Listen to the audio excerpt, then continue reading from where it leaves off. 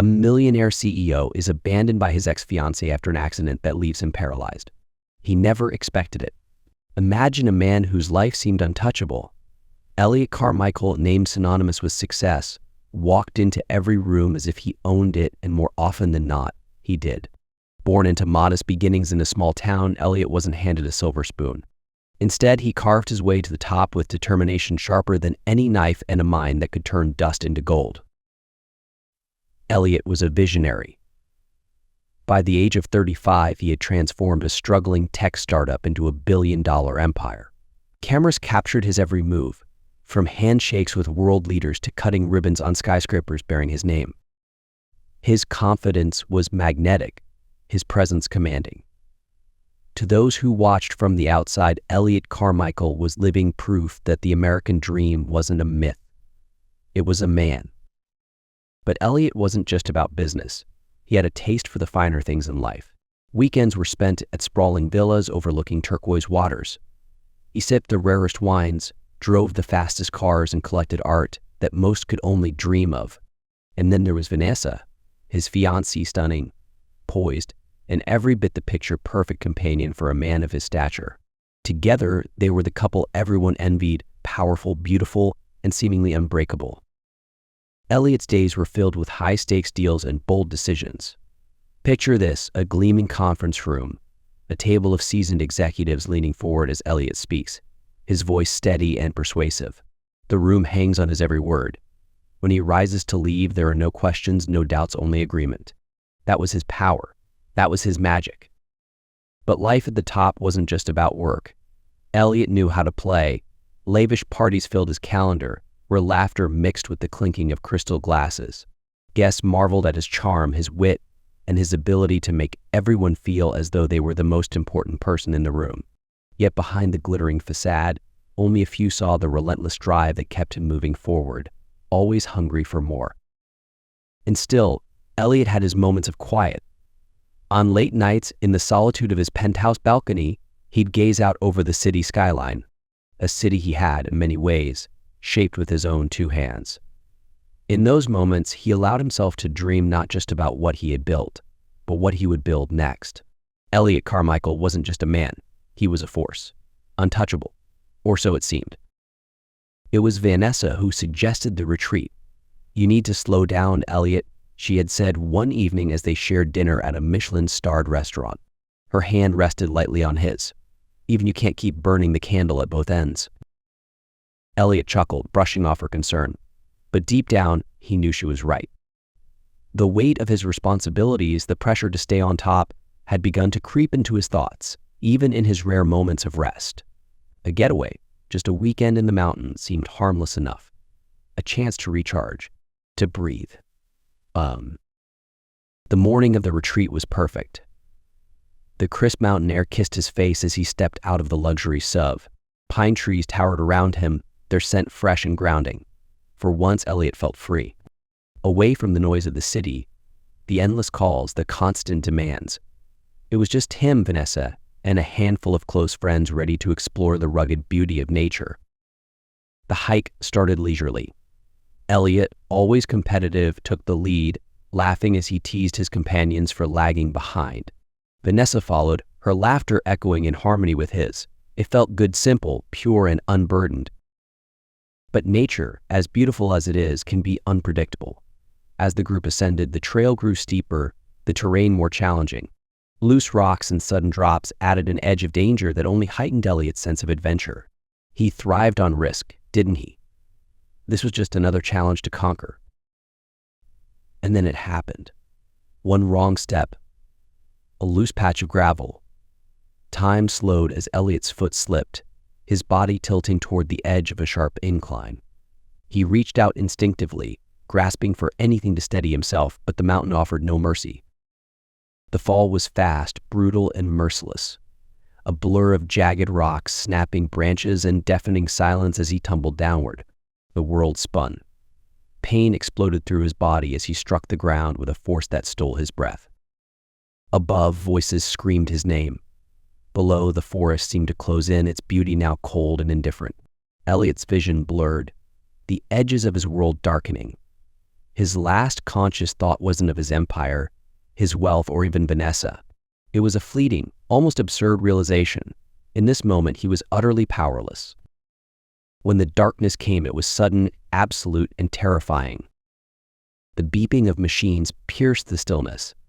It was faint at first, distant like a sound from another world. Slowly, Elliot Carmichael stirred, his eyelids heavy, his mind fogged by the weight of unconsciousness. He wasn't sure where he was. The air smelled sterile, unfamiliar, and the faint murmur of voices hovered at the edge of his awareness. As his eyes fluttered open, the white ceiling of the hospital room came into focus. Tubes ran from his arms, machines hummed around him, and the ache in his body was profound, radiating from every nerve like an unrelenting fire. He tried to move to sit up, to turn his head, but his body disobeyed. Panic surged through him, cold and sharp. A figure appeared above him. It was Vanessa. Her face was pale, her eyes red and swollen. "Elliot," she whispered, her voice trembling, "you're awake." He blinked at her, his throat dry and his voice barely a rasp. What happened? The door opened and a doctor entered, his expression solemn. He approached the bed, clipboard in hand, his gaze steady but tinged with pity. "Mr. Carmichael," he began, his tone measured, "you've suffered a severe spinal injury from the fall. The damage is extensive." Elliot's heart thudded in his chest. What does that mean? His voice was hoarse, demanding, though dread was already creeping into the edges of his consciousness. The doctor hesitated, then continued, "You're paralyzed from the waist down. It's unlikely that you'll regain mobility." The words hit him like a hammer. Paralyzed. The room seemed to spin. His empire, his ambitions, his life as he knew it, all of it flashed before his eyes, crumbling into a void he couldn't comprehend. "No," he said, his voice rising. "No, you're wrong. There has to be a mistake." Vanessa reached for his hand, but he pulled away. "Don't touch me," he snapped, the anger boiling over. "This can't be happening. This can't be my life." The doctor tried to explain rehabilitation options, the possibility of adaptive technologies, but Elliot wasn't listening. His breathing grew ragged, his fists clenching the thin hospital sheets. He shouted, his voice echoing in the sterile room. "I built my life on my own terms. I can't, I won't." But his words faltered, breaking into silence. Vanessa's tears spilled over, her hand trembling as she reached for him again. This time he didn't pull away. He couldn't. The weight of reality had pressed down on him, suffocating and inescapable. The days passed, one bleeding into the next, each more suffocating than the last. Elliot returned home, or at least, what was left of it. The sprawling penthouse that once symbolized his triumph now felt like a prison. The open spaces mocked him, every step he couldn't take, every corner he couldn't reach, a cruel reminder of what he had lost. The grand windows that framed the skyline offered no comfort. The city buzzed with life below, but Elliot was trapped above it, a spectator in his own life. His wheelchair squeaked as he rolled from room to room, but each movement felt like defeat. The luxurious furniture, the priceless art, the shimmering chandeliers, they all seemed meaningless now, relics of a life that no longer existed. Friends who once called frequently grew silent. Colleagues stopped dropping by, their visits dwindling to nothing. At first, there were excuses: a busy schedule, a last-minute obligation. But soon, there was only silence. And Elliot, once the center of every room, found himself utterly alone. Vanessa tried. At least in the beginning, she did. She would sit by his side, trying to cheer him up with stories, recounting fond memories of their travels, their adventures. But the light in her eyes dimmed with each passing day, as if she, too, were carrying a burden too heavy to bear. One evening, as she helped him navigate the dinner table, Elliot snapped. "Stop treating me like I'm broken," he said, his voice cutting. Vanessa flinched, but her expression hardened. "I'm trying, Elliot," she replied, her tone sharp with frustration. "But you won't let me in. You won't let anyone in." He turned away, his jaw tight.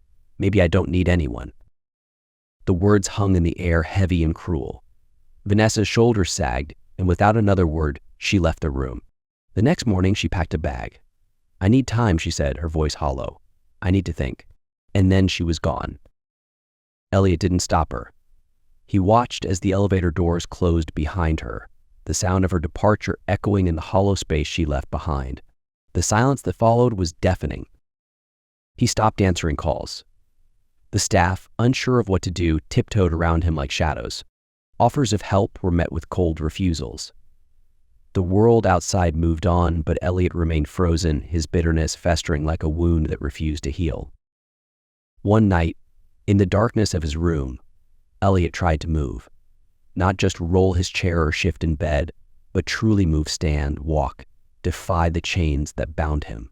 He gritted his teeth, his arms straining as he tried to lift himself from the wheelchair. His muscles trembled, his breath coming in ragged gasps. "Come on," he muttered to himself, his voice filled with desperation. "Come on, damn it, you can do this, you've always done the impossible." But his body refused to obey. His legs hung lifeless, unresponsive. The weight of gravity pulled him down, and he collapsed back into the chair, the sound of his failure reverberating through the empty room. Anger exploded within him. He reached for a glass on the table beside him and hurled it across the room. It shattered against the wall, the fragments scattering like the pieces of his life. "Why?" he shouted, his voice raw with rage and anguish. "Why me?" He grabbed whatever was within reach, a lamp, a photo frame, a vase, and threw them all. The room became a battlefield, the once pristine walls now marked by his fury. And when there was nothing left to throw, he sat there, his chest heaving, the tears streaming down his face. The destruction around him mirrored the chaos within. He buried his face in his hands, his shoulders shaking with silent sobs. For the first time, he let himself feel it all, the pain, the loss, the hopelessness. In that moment, Elliot Carmichael, the man who once seemed invincible, was utterly broken. The world Elliot had built, the empire he once commanded with such authority, had crumbled around him. Days stretched into weeks, and weeks into months, each one bleeding into the next in a haze of bitterness and isolation. The penthouse was silent now, its grandeur muted by the shadows that seemed to cling to every corner. And Elliot, who once filled every room with his larger-than-life presence, was now a ghost in his own home. Then, one afternoon, the doorbell rang. Elliot, sitting near the window in his wheelchair, barely glanced toward the sound. He wasn't expecting anyone. He rarely did. Visitors were a thing of the past. Ignoring it seemed easier, but the ringing came again, persistent and unyielding. He scowled. Whoever it was, they weren't going away. Moments later, the door opened and Grace stepped in. She was holding a large tote bag and wore a determined expression that seemed at odds with her otherwise calm demeanor. Elliot turned toward her, his surprise quickly giving way to irritation. "Grace," he said flatly, his voice devoid of emotion, "what are you doing here?" She set the bag down and crossed her arms, her sharp eyes scanning the room. "Clearly, someone had to," she replied, her tone firm. "You've been shutting out the world, and I won't stand for it anymore." Elliot scoffed, turning his wheelchair away from her. "I didn't ask for a savior." "And I'm not here to save you," she shot back, stepping closer. "I'm here because you need someone to remind you who you are." Her words hung in the air, challenging and unyielding. Elliot stayed silent, his jaw tightening as he wheeled himself further from her. But Grace wasn't deterred. She moved to stand directly in front of him, blocking his path. Her presence was a wall he couldn't escape. "You think you're the only one who's ever faced something hard?" she asked, her voice softening but losing none of its intensity. "You think this gives you a reason to give up?" Elliot glared at her. "You don't know what it's like." Grace's expression shifted, her gaze piercing but tinged with something deeper, pain, understanding. "Don't I?" she whispered. And then, Grace began to speak, her voice trembling slightly at first but growing stronger with every word. She told him about her father, a man who had been larger than life in her childhood, much like Elliot. He had been a firefighter, fearless and full of vitality, until a tragic accident left him paralyzed. Grace's family had been shattered by it, the weight of the injury rippling through their lives like a stone dropped into still water. "I watched him struggle," she said, her voice thick with emotion. "I watched him fight against everything he couldn't change. And I watched him lose himself to the bitterness, just like you're doing now." Elliot looked away, his hands gripping the armrests of his chair. But Grace wasn't finished. "It took years," she continued, stepping closer. Years for him to realize that his life wasn't over, that he could still make a difference, still find joy, even if it wasn't the life he imagined. Her eyes softened, filling with unshed tears. And when he finally accepted it, when he started to live again, I got my father back. For the first time in months, something cracked in Elliot's armor. Her words pierced through his defenses, stirring something he had buried deep, a flicker of recognition, of possibility. Grace placed a hand on his shoulder, her grip firm but comforting. "You're not done, Elliot," she said, her voice steady. "Not unless you decide to be." The next morning, Elliot found himself seated in the passenger seat of Grace's car. He had protested, of course. He had argued, dismissed her efforts as futile, and even tried to shut the door on her entirely. But Grace was relentless. By the time the sun rose, he had grudgingly agreed to let her take him to his first therapy session. The therapy center was a bustling place, filled with people of all ages and abilities. Elliot's initial reaction was discomfort. He felt out of place, exposed. The air was filled with the sounds of determination machines whirring, voices encouraging, and the rhythmic thuds of physical effort. "Everyone here is fighting their own battles," Grace said quietly as she wheeled him through the entrance. "Just like you." Elliot's first session was grueling. His physical therapist, a kind but firm man named Marcus, didn't coddle him. "You've got work to do," Marcus said with a small smile, "but you're not alone." At first, every movement felt like a mountain. Simple exercises became Herculean tasks, each one a reminder of how much he had lost. But with every session, something shifted. The frustration that had once consumed him began to transform into something else, a quiet determination, a flicker of the man he used to be. Outside of therapy, Grace introduced him to adaptive technologies, wheelchairs designed for speed and mobility, tools that allowed him to regain a sense of independence. Slowly, Elliot began to see possibilities where before there had been only limits. One day, as they were leaving the center, Elliot noticed a group of young athletes practicing in the facility's open gym. They were in wheelchairs, their movements precise and powerful as they played an intense game of basketball. He stopped to watch, his eyes narrowing with curiosity. "Impressive, isn't it?" Grace said, smiling. "They don't let anything hold them back." Elliot didn't respond, but something in his expression softened. For the first time, he saw not just struggle but triumph, not just loss but adaptation. The spark of hope that Grace had ignited began to grow. Weeks turned into months, and Elliot's progress continued. But it wasn't just his physical state that was improving. Inside, a shift was taking place, subtle at first but undeniable. He began to think beyond himself, beyond his own pain. The world he had once shut out started to creep back in, and with it came ideas, possibilities for what his life could still become. One evening, as they sat in his living room, Grace handed him a tablet. On the screen was an article about an organization that provided scholarships to people with disabilities, helping them achieve their goals despite their challenges. "This reminded me of you," she said simply. Elliot stared at the screen for a long moment before setting the tablet down. "I used to think I had all the answers," he said quietly. "Now I'm not even sure where to begin." Grace smiled, her eyes warm. "You start by asking yourself what you care about, what you can still do." Her words stayed with him long after she left. That night, Elliot sat at his desk, the same desk where he had once built his empire, and began to write. Ideas flowed, hesitant at first, but gaining momentum. By morning, he had outlined the beginnings of a foundation, one that would use his resources to support and empower others facing the challenges he now understood all too well. When he shared the plan with Grace the next day, her face lit up with pride. "This is who you are, Elliot," she said. "Not the man who gave up, but the man who built something extraordinary." And for the first time in a long time, Elliot believed her. The world was changing for Elliot Carmichael.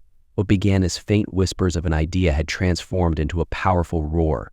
Months of planning, countless meetings, and sleepless nights culminated in this moment.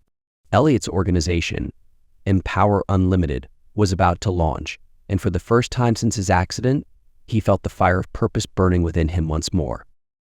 The event was held in a sleek, glass-walled venue overlooking the city, a symbol of the openness and progress Elliot wanted to bring into the world. The crowd was a blend of dignitaries, advocates, and everyday people whose lives were already being touched by the foundation. Journalists buzzed in the background, their cameras clicking as they captured the moment. Elliot sat on stage, his wheelchair polished to a gleaming silver. He wore a tailored suit, his posture as commanding as ever. Beside him stood Grace, her quiet confidence radiating as she adjusted the microphone. She gave him a small nod, and he wheeled forward. The audience fell silent as Elliot began to speak.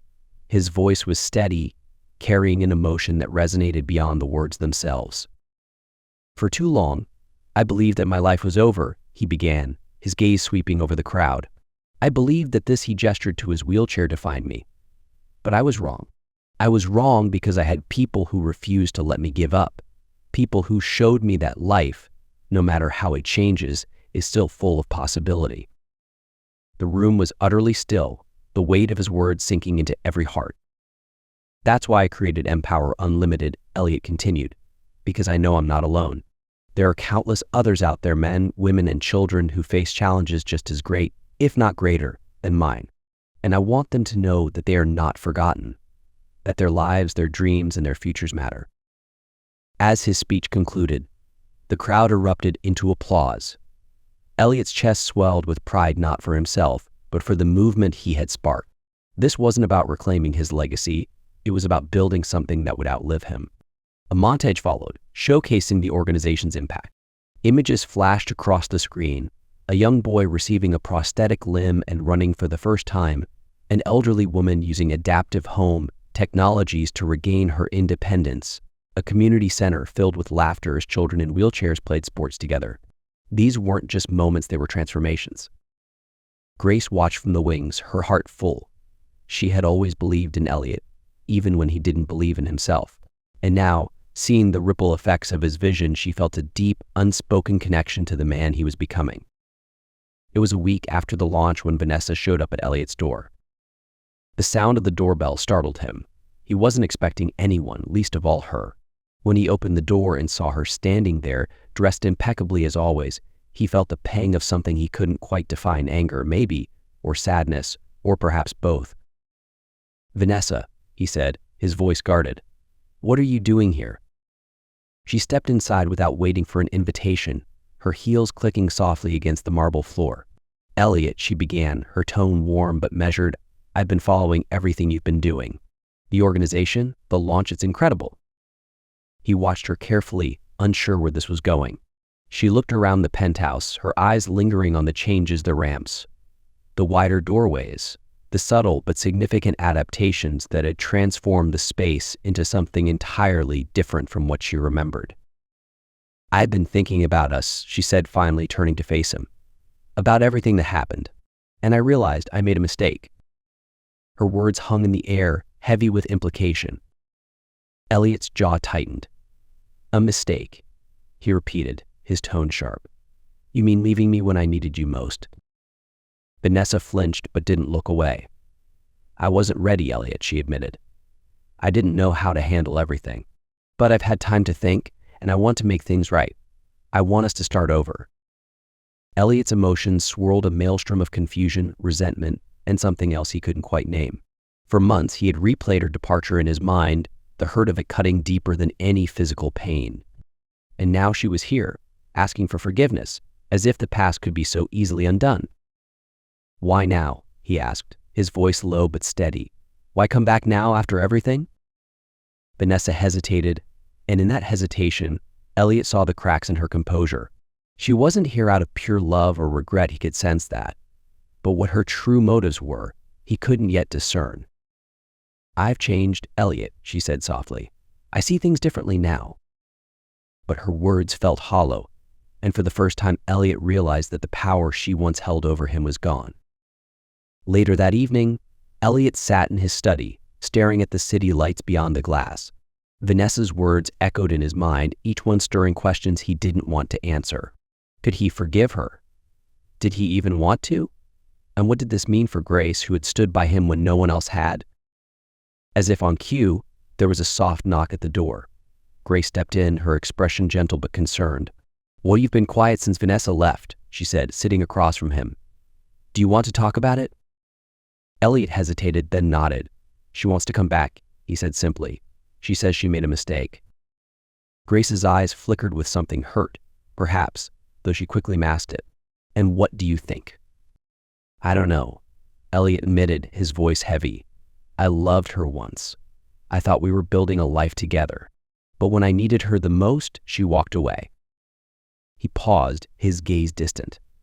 "And then there's you." Grace's breath hitched, but she said nothing, waiting for him to continue. "You've been here through everything," he said, his voice softening. "You saw me at my worst and never gave up on me. I don't know if I would have made it without you." Grace's eyes shimmered with emotion, but she kept her tone light. "You're stronger than you think, Elliot. You always were."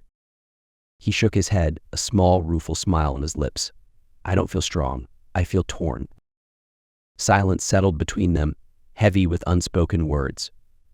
Finally, Grace stood, her hands trembling slightly as she reached for his.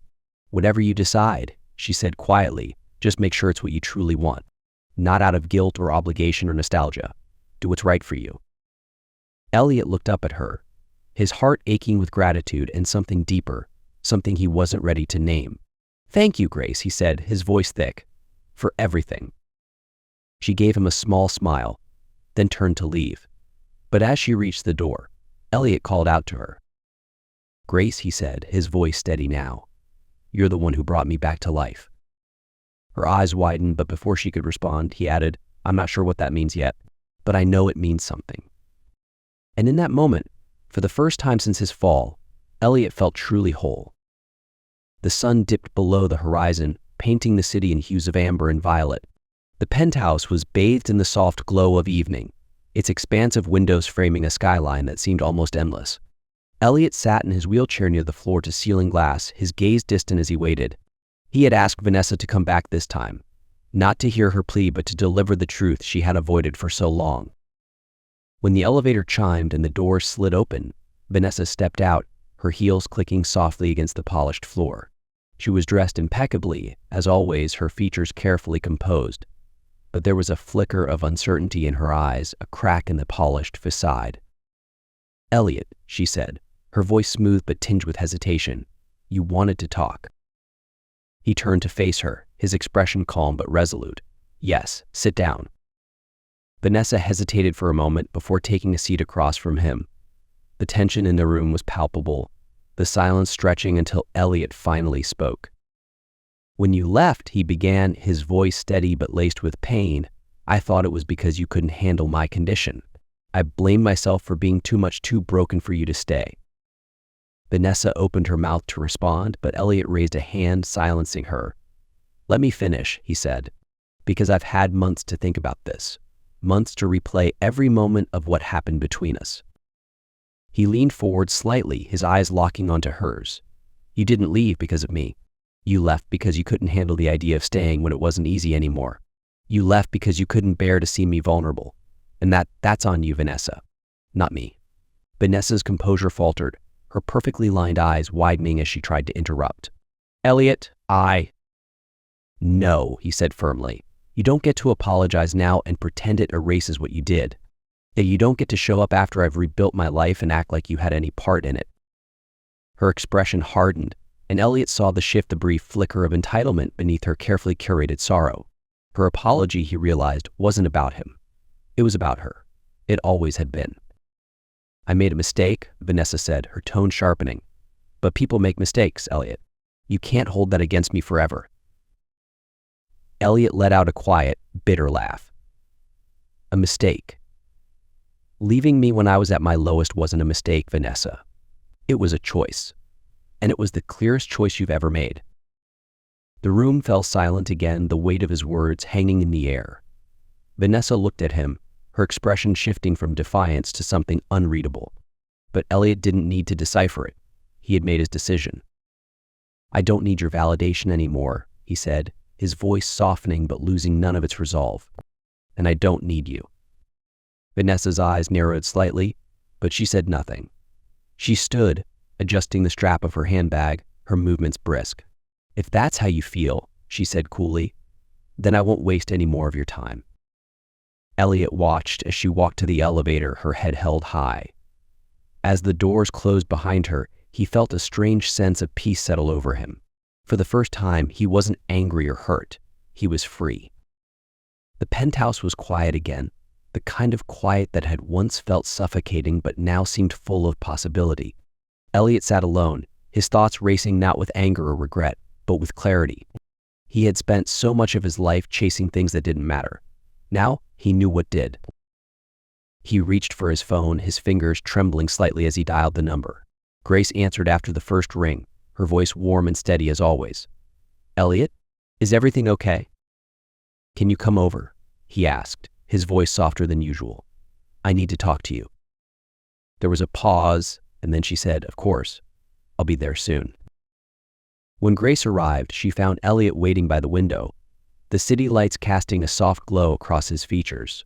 She stepped inside, closing the door behind her. "What's going on?" she asked, her tone gentle but concerned. Elliot turned to face her, his expression open in a way she had rarely seen. "I've been thinking," he said, his voice steady, "about everything about you, about Vanessa, about what my life has become." Grace tilted her head slightly, her eyes searching his. "And what have you realized?" "That I owe you more than I can ever say," he replied. "You were there for me when no one else was. You saw me at my worst, and instead of walking away, you stayed. You believed in me when I couldn't believe in myself." He paused, his gaze unwavering. "You didn't just help me rebuild my life, Grace. You reminded me that I still have something to offer, that I'm still me." "Aim." Grace's breath hitched, and for a moment she looked as though she might cry. But she quickly composed herself, offering him a small, hesitant smile. "You did the hard work, Elliot. I just pointed you in the right direction." "No," he said firmly. "You did more than that. You gave me hope. You gave me a reason to keep going." The room was quiet, the weight of his words settling between them. Grace took a small step forward, her hands clasped nervously in front of her. "Elliot," she began, her voice trembling slightly, "what are you trying to say?" He met her gaze, his expression soft but certain. "I'm saying that I can't imagine my life without you. I don't know exactly what this means yet, but I know one thing for sure: you're the reason I'm here. And I don't want to lose that." Grace's eyes filled with tears, but she smiled a radiant, genuine smile that lit up the room. "You won't lose me," she said quietly. "Not now, not ever." Elliot reached for her hand, his grip firm but gentle. "Thank you, Grace," he said, his voice thick with emotion, "for everything." They stood there for a long moment, the city lights twinkling behind them like 1,000 tiny stars. In that moment, they weren't just two people who had faced challenges together, they were partners, bound by something deeper than words. As the night stretched on, the promise of a new beginning filled the air. For Elliot, this wasn't just redemption, it was growth. The start of a life built on trust, resilience, and the unwavering support of someone who had always seen the best in him. The day was perfect. The kind of day that seemed to exist only in dreams. The sun hung low in the sky, casting a golden glow over the small garden where Elliot and Grace stood, surrounded by the people who had come to mean the most to them. It wasn't a grand cathedral or a lavish estate, but an intimate space filled with warmth and love. And that was all they needed. Elliot sat in his wheelchair, his suit tailored perfectly, his expression calm but touched with emotion.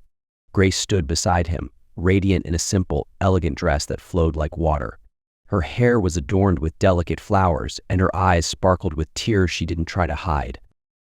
Around them, the guests sat quietly, their faces reflecting joy, admiration, and gratitude. Many of them were people Elliot had never met before his accident, people whose lives had been changed by Empower Unlimited. A young boy in a bright red prosthetic leg, a middle-aged man who now owned a business thanks to adaptive tools, and a family whose home had been transformed to accommodate their disabled daughter. They were all there, a living testament to the work that had come from Elliot's darkest moments. The officiant spoke softly, guiding them through the vows. When it came time for Elliot to speak, he took a deep breath, his voice steady but filled with emotion. "Grace," he began, his gaze locked on hers, "you came into my life at a time when I didn't think I had anything left to give. You saw me at my lowest, and you never once looked away. You believed in me when I couldn't believe in myself. And because of you, I found a way to live again, not just survive, but truly live." Grace's tears spilled over, but she smiled, squeezing his hand. "Elliot," she replied, her voice trembling. "You showed me what it means to be strong, not because you never fall, but because you always get back up. You taught me that love is about standing together, even when the ground beneath us feels like it's crumbling." The vows ended with a simple exchange of rings, and when the officiant pronounced them husband and wife, the garden erupted in applause. Elliot leaned forward, pulling Grace into a kiss that was both tender and profound. In that moment, there was no past, no pain, only the promise of the future. The following weeks were filled with quiet moments of joy. A montage unfolded, Elliot and Grace working together at the foundation's new headquarters, their laughter echoing through the halls as they brainstormed new ideas. Grace guiding a child through the organization's adaptive sports program, her encouragement lighting up his face. Elliot shaking hands with sponsors and advocates, his voice as passionate as ever as he championed the cause. There were quieter moments, too. Evenings spent at home, Grace curled up on the couch with a book while Elliot sat nearby, writing or simply watching her with a contented smile. Walks in the park, where they greeted strangers who recognized Elliot and stopped to thank him for what he had done. Each moment was a reminder of how far they had come and how much more they could do together. In life, Elliot said softly, we're often defined by the moments we can't control, the ones that bring us to our knees and force us to face ourselves in ways we never imagined. But those moments, as painful as they are, can also be the ones that reshape us, that teach us what really matters. I thought I lost everything, Elliot continued, his voice filled with emotion. But in losing what I thought defined me, I found something so much greater. I found purpose, I found resilience, and I found love. This is not the end, it's the beginning, a new chapter, written not in spite of the struggles, but. The story of Elliot Carmichael wasn't just one of redemption, it was one of transformation. And as the credits rolled, the audience was left with a quiet but profound sense of hope, knowing that even in the darkest moments, light could be found